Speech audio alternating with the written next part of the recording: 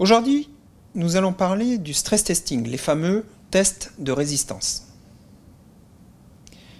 Les tests de résistance, ou stress testing, consistent à sélectionner un ou plusieurs scénarios défavorables, sévères mais plausibles, typiquement des scénarios qui surviennent une fois tous les 10 ans, et à évaluer leur impact sur les portefeuilles de la banque.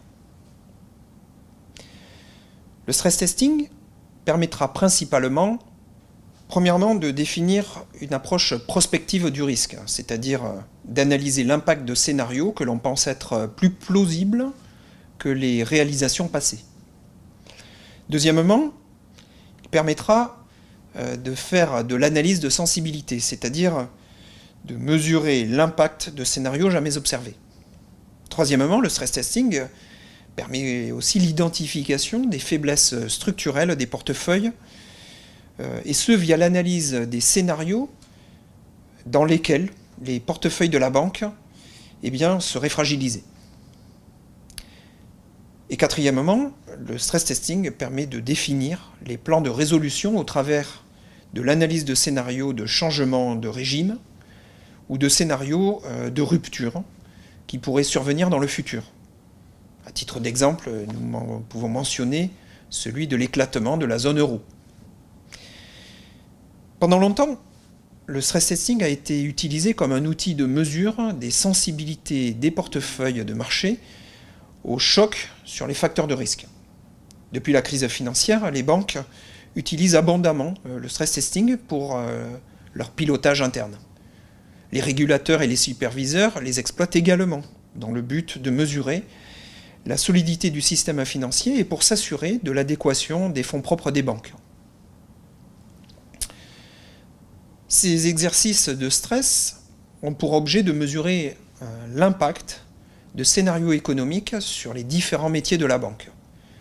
On estime leur impact sur le niveau des pertes sur les portefeuilles de crédit, sur l'évolution des encours, sur les variations des revenus, sur les frais généraux, sur les fonds propres réglementaires et sur les ratios de capital de la banque.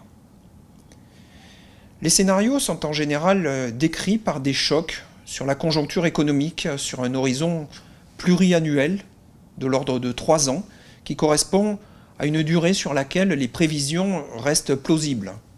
C'est ce qu'on appelle le foreseeable future, le futur prévisible.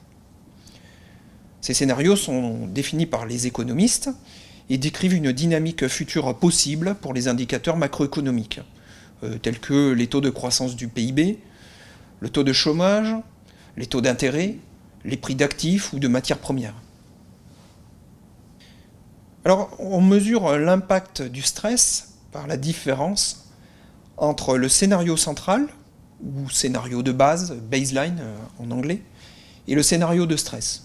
Cette différence au niveau des dynamiques des variables macroéconomiques, comme illustré sur le schéma, sur le graphique ci-contre, se traduit par un impact sur les indicateurs de revenus, les indicateurs de risque, les indicateurs de performance.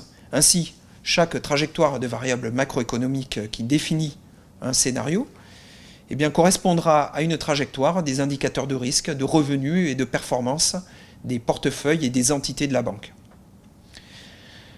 Alors pour rendre les choses un peu plus concrètes, illustrons comment la banque traduit le scénario économique en trajectoire de taux de perte sur le portefeuille de la clientèle des grands corporates, par exemple.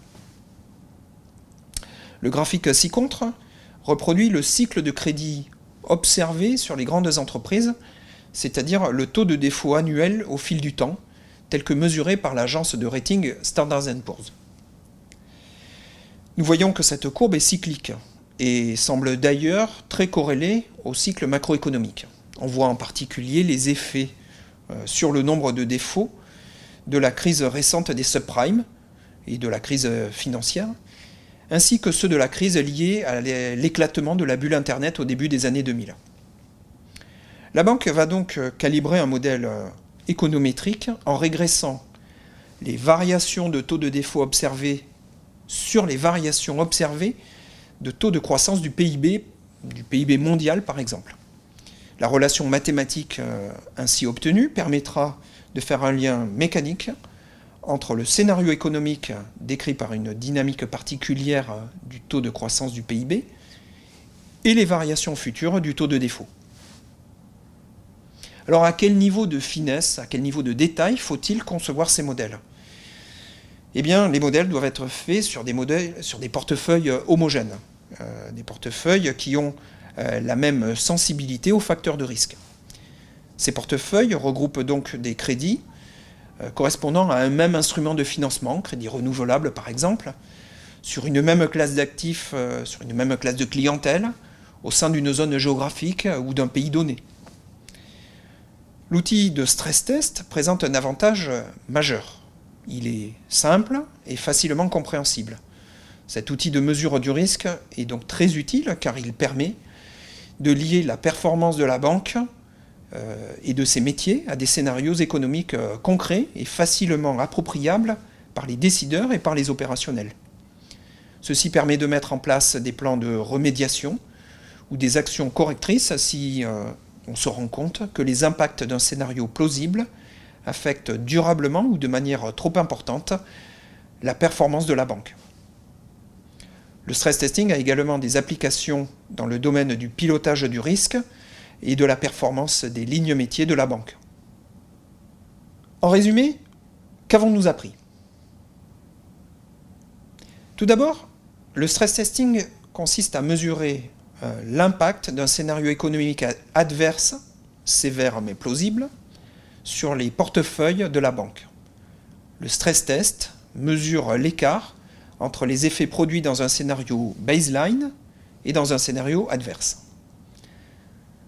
Ensuite, cette approche a été abondamment reprise par les régulateurs et superviseurs pour s'assurer de la robustesse des établissements bancaires. Enfin, le stress testing est aussi très utilisé pour le pilotage stratégique des métiers et la définition des plans de résolution.